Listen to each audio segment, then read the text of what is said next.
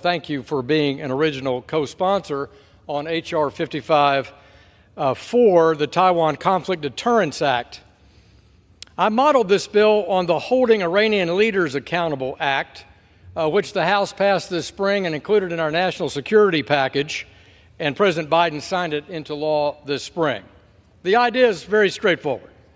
If we want to see the world's communist and autocratic dictatorships change course, we must expose their wealth, corruption, and financial privilege of their elites to the citizens suffering daily under their rule.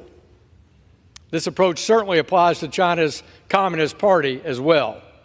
The CCP leaders sit atop an authoritarian state littered with cronyism, kickbacks, graft, bribery, and a colossal misuse of public funds. If China chooses to attack the free people of Taiwan, H.R. 554 requires the Treasury Secretary to publish the illicit assets of Beijing's senior-most leaders, including the names of financial institutions and maintaining accounts.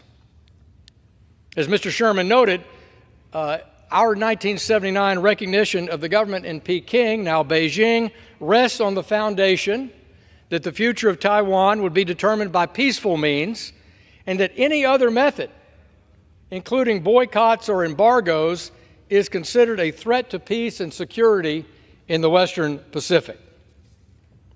At a time when the Chinese youth face a 17% unemployment rate, and Xi has failed to deliver a social safety net, and families are battered by sinking real estate debt, let these corrupt officials explain to ordinary Chinese citizens how they acquired their riches on a government salary, even as they call on their public to support war across the Taiwan Strait.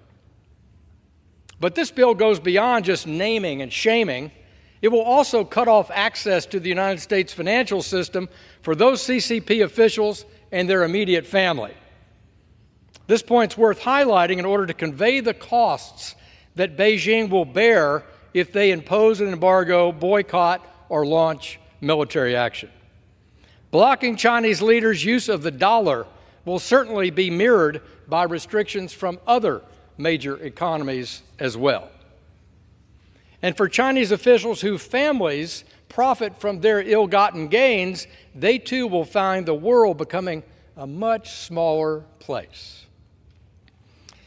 In 2012, the Washington Post reported that most of China's Politburo Standing Committee have children or grandchildren studying here in the United States, including CCP Chairman Xi Jinping.